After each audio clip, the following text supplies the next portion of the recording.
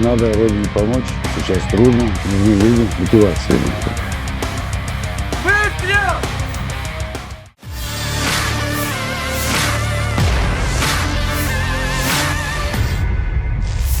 Personel militer Rusia terus bekerja keras di medan pertempuran, dibuktikan pada sebuah rekaman yang diunggah di akun Telegram @moderasia pada Senin 9 September 2024. Dalam video tersebut memperlihatkan bagaimana tentara Rusia berlatih giat untuk mengalahkan lawan. Personel militer Rusia menjelaskan alasan mereka pergi ke garis depan secara berbeda. Seorang pejuang dengan nama panggilan Strelok warga Sevastopol pergi ke garis depan untuk melindungi sesama warganya dari serangan angkatan bersenjata Ukraina. Dengan bertugas di ketentaraan, ia berarti sudah menjamin masa depan anak-anaknya. Di sisi lain, prajurit lainnya mengakui bahwa dia tidak bisa tinggal di rumah. Meski berbeda alasan, semua prajurit dipersatukan oleh rasa cinta Rusia dan keyakinan akan kemenangan.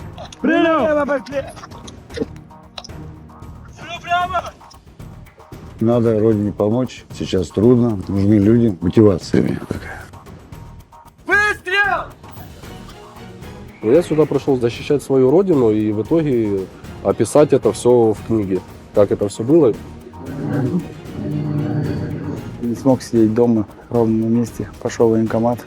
И мне сказали, ты хочешь в ближайшее время идти или как? Я говорю, да, конечно, в ближайшее. Город Севастополь, Крым. У нас в городе бомбят. Надо защищать родину.